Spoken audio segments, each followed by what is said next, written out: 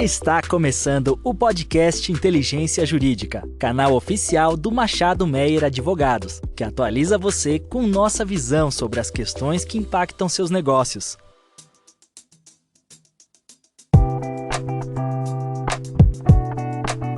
Olá a todos e todas, bem-vindos a mais um episódio do Boletim Tributário do Machado Meyer. Meu nome é André Menon, sou sócio do Tributário e hoje eu tenho o prazer de receber o Otávio da Rosa para comentar comigo os assuntos mais relevantes da última quinzena. Olá, Otávio. Olá, André. É um prazer estar contigo e com os nossos ouvintes para conversar sobre os temas tributários da última quinzena. Otávio, a gente teve aqui uma quantidade bastante grande de alterações com relação a legislações, a regulamentações, né? E uma quantidade até mais tímida com relação a decisões. Considerando que a gente analisou de STJ e de STF, a gente não identificou nenhuma decisão que tenha sido concluída para comentar aqui, mas com relação ao CARF, me parece que a gente teve um acórdão relevante, né, com relação à cobrança do IR e CS sobre créditos presumidos de ICMS. Você pode comentar um pouquinho para nós dessa decisão, por favor? É verdade, André. Nós tivemos publicado o acórdão pela primeira turma da terceira Câmara da primeira sessão do CARF, que por 6-2 manteve o crédito tributário decorrente da cobrança de imposto de renda e contribuição social sobre valores relativos a crédito presumido do ICMS, então concedidos pelo Estado da Paraíba. Nessa decisão, a maioria dos conselheiros acabou entendendo que os montantes não podiam ser excluídos da base de cálculo desses tributos por terem sido apropriados como receitas pelo contribuinte e por não ter havido o registro nas contas contábeis de reserva de lucros, o que estaria em desacordo, na visão dos conselheiros, com o artigo 30 da Lei 12.973 de 2014. O que chama atenção nesse caso é que esse entendimento ele destoa da conhecida posição firmada pela primeira sessão do STJ em relação à tributação dos créditos presumidos. É importante dizer que, para essa modalidade de incentivo, a Corte já vem entendendo, de longa data, que eles não são passíveis de tributação pelo IR e pela contribuição social, pois não caracterizam lucro ou renda. Além do que, a incidência desses tributos representaria ofensa ao Pacto Federativo.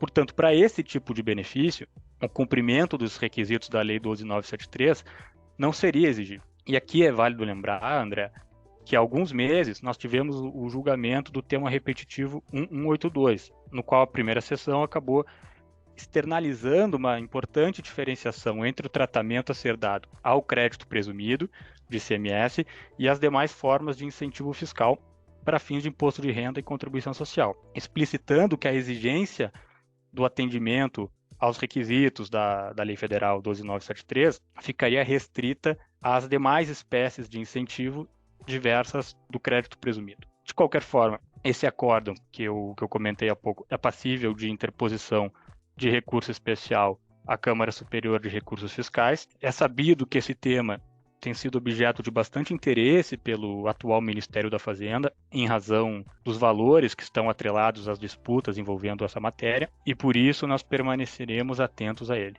E aqui, André, a gente está falando do acórdão 1301.006.360 da relatoria do conselheiro José Eduardo Dornella Souza. Obrigado, Otávio. Realmente é um tema bastante importante, mesmo porque se a gente olha para essa decisão do CARF, pode ser que ela tenha relação com o fato de que o tema 1182 tenha sido julgado sobre o manto dos recursos repetitivos, mas o julgamento que você menciona, né, que acho que de 2020, se não me falha a memória, ele não teve aqui esse julgamento afetado, né, como repetitivo. Então, talvez o CARF esteja, de fato, não aplicando esse precedente para crédito presumido de ICMS, considerando que a decisão do STJ teria sido proferida como interpartes apenas, né? Mas, enfim, é um tema bastante relevante que a gente tem que se manter atento. Olhando aqui para os novos normativos que foram editados, né, a gente teve a instituição de uma lei federal dispondo sobre os processos administrativos envolvendo casos de perdimento de mercadorias. Fala um pouquinho para a gente dessa lei, Otávio. Perfeito, André. Recentemente, em 23 de agosto, foi publicada a Lei Federal 14.651/23, que estabelece a possibilidade de recurso à segunda instância administrativa nos casos envolvendo a aplicação de perdimento físico de mercadoria apreendida. O prazo estabelecido é de 20 dias e o rito específico, segundo a lei, ainda será regulamentado pelo Ministério da Fazenda. Apenas contextualizando, hoje as disputas que envolvem a imposição de pena de perdimento físico, ou seja, quando não há conversão da pena em multa pecuniária, estão sujeitas ao regime do Decreto-Lei número 1455 de 1976, que até então previa apenas a possibilidade de apresentação de impugnação administrativa, cuja análise fica a cargo da Inspetoria da Receita Federal. Em caso de decisão desfavorável ao contribuinte, ou seja, confirmando a imposição da pena de perdimento, a norma não previa o oferecimento de recurso administrativo. Essa situação, na prática, acabava reduzindo o contencioso administrativo a uma única instância e levando o contribuinte que quisesse discutir a imposição da sanção a recorrer ao Poder Judiciário sem a possibilidade de percorrer uma instância recursal. Então, essa medida, André, me parece muito bem-vinda, pois endereça um pleito antigo dos contribuintes e acaba reparando uma incongruência histórica, né, do nosso sistema processual, já que privava o contribuinte do acesso ao duplo grau de jurisdição e ao exercício da ampla defesa. Legal.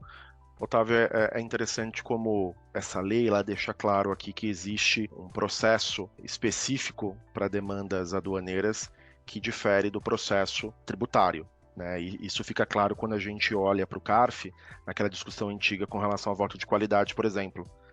Então, o voto de qualidade, na época que ele beneficiava ali os contribuintes, ele era aplicado para as matérias tributárias, né, mas ele não podia ser aplicado nas discussões relacionadas à matéria aduaneira. Só que o ponto que é interessante também é que, quando a gente olha para a discussão de prescrição, o CARF aplica a súmula de prescrição que envolve matéria tributária também para matéria aduaneira. Então, só um comentário aqui de que, como você colocou, né, essa lei aqui ela traz essa possibilidade de segunda instância, o que é algo, obviamente, positivo, favorável, né? Obviamente a gente tem que analisar quem vai fazer, quem vai julgar esses casos, né? Qual vai ser o órgão, como é que vai ser esse julgamento, mas o que me causa aqui, né, uma estranheza é que quando a gente olha para as decisões do CARF, por vezes o CARF aproxima as discussões de matéria aduaneira às discussões tributárias e por vezes ele afasta, ele entende que seriam de fato temas diferentes que precisariam ter observância de ritos diferentes. Outro ponto aqui que me chama a atenção, Otávio, é com relação às alterações que tiveram na resolução GSEX para concessão e renovação de ex-tarifários. Consegue falar um pouquinho para a gente, por favor? Claro, nós tivemos ainda, nos últimos dias, a publicação da resolução número 512 do Comitê Executivo de Gestão da Câmara de Comércio Exterior, que introduziu uma nova regulamentação aplicável ao regime do ex-tarifário conferido às importações. Apenas contextualizando, André, o ex-tarifário é um regime aduaneiro que confere redução temporária da alíquota do imposto de importação sobre bens de capital e telecomunicação, quando não houver produção nacional equivalente referente a esse bem. A definição dos bens sujeitos a esse tratamento fica a cargo da Câmara de Comércio Exterior, órgão ligado ao atual Ministério do Desenvolvimento, Indústria, Comércio e Serviços. Dentre as alterações, que não foram poucas, eu destacaria os novos critérios estabelecidos para a apuração da capacidade de produção nacional, que passa a levar em conta a existência de ao menos um fornecimento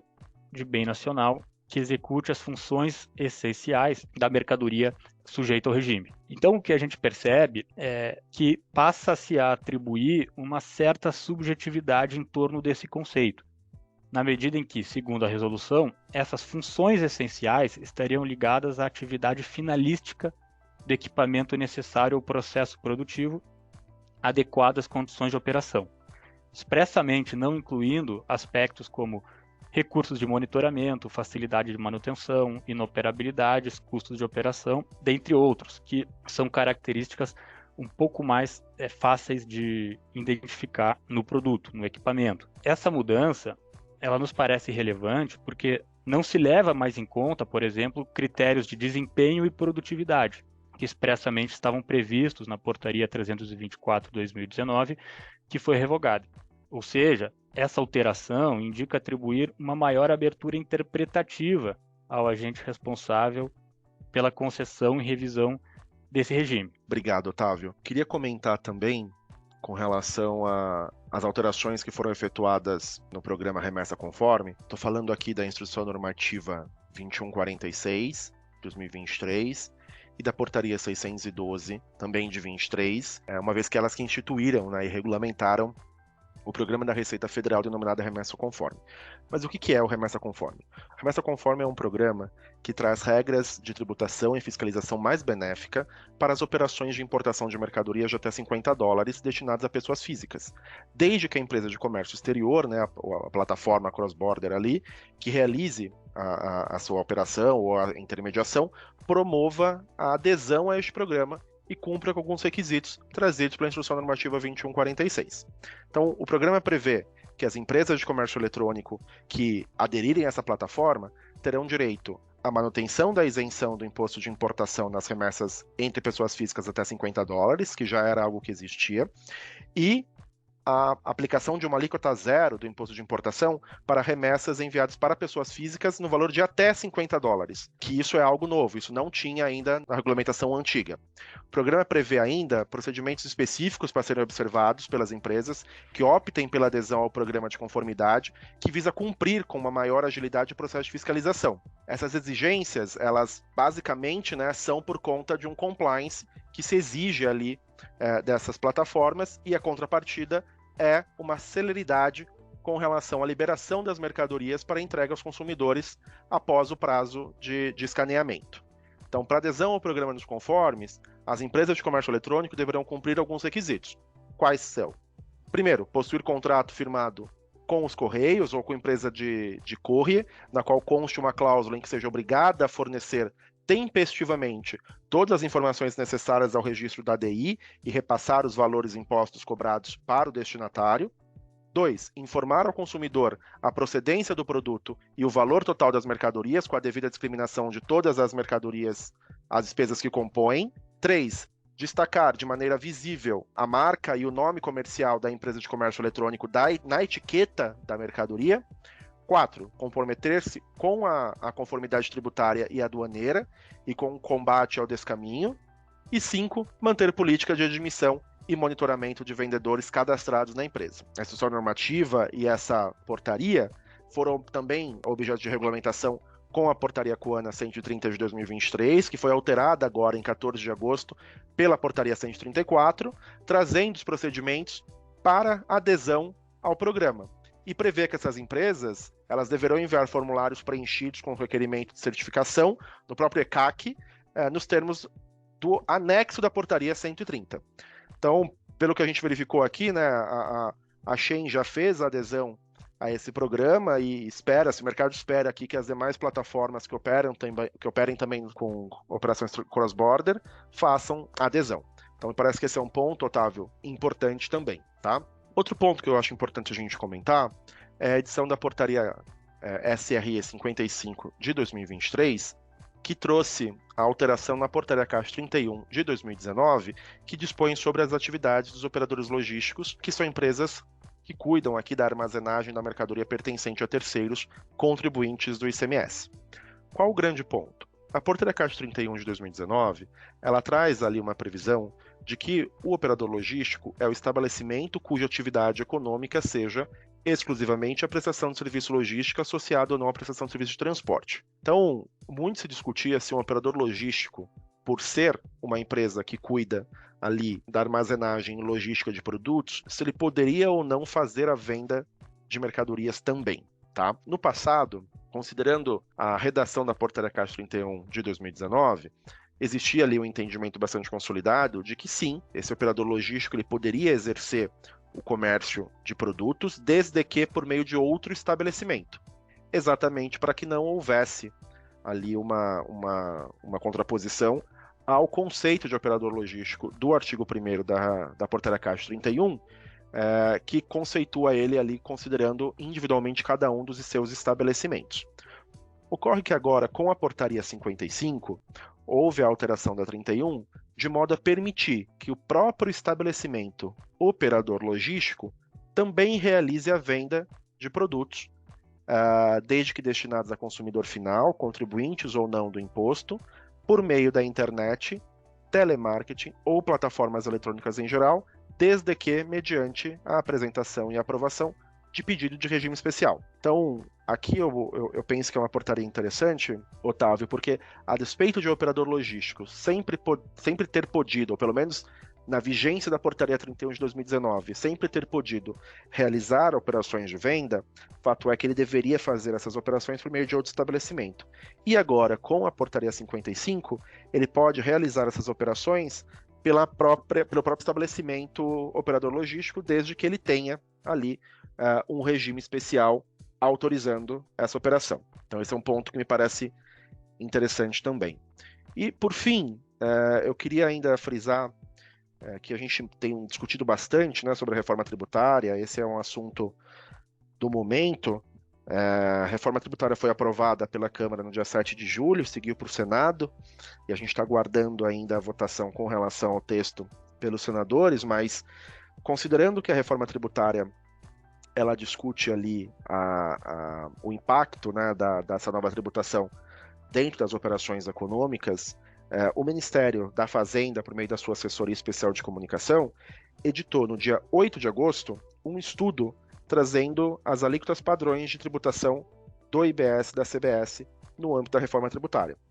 Esse estudo ele é um estudo bastante interessante porque ele traz ali a forma de tributação que se pretende com a reforma tributária, os setores que seriam beneficiados, e ele conclui ali a possibilidade de uma alíquota de 25% a 27%. O que difere essas alíquotas? 25%, um hiato de conformidade de 10%, sabendo que hiato de conformidade nos termos do que dispõe esse texto do Ministério, seria ali os contribuintes inadimplentes, os contribuintes que judicializam as matérias, os contribuintes que têm alguma forma de evasão fiscal. Então, considerando efetivamente um hiato de conformidade de 10%, chegaríamos ali numa alíquota de 25%, e no hiato de conformidade de 15%, ou seja, 50% acima desse limite de 10%, chegaríamos numa alíquota de 27%. Ponto importante que eu queria ressaltar aqui é que, como eu mencionei, essas alíquotas elas estão embasadas numa expectativa de como o Senado vai aprovar esse texto e de como essa não cumulatividade vai ser operacionalizada por lei complementar. Não fosse apenas isso, ela também tem por base esses hiatos de conformidade que são extremamente relevantes para conseguir se chegar a essa alíquota de 25 ou 27. Então, se a gente tiver uma elisão fiscal, evasão fiscal, uma inadimplência muito alta, obviamente essa alíquota vai acabar sendo majorada também. De toda forma, aqui eu acho que é importante comentarmos sobre esse ponto, uma vez que aqui é a primeira sinalização oficial com relação a essas alíquotas. Bom, esses eram os principais temas que a gente tinha para comentar aqui com vocês. Esperamos que tenham aproveitado bastante. Queria agradecer o Otávio pela participação e agradecer a todos os nossos ouvintes. Até uma próxima. André, eu que agradeço pelo convite. Sempre que for preciso, é um prazer estar com você e com os nossos ouvintes para discutir os temas importantes tributários.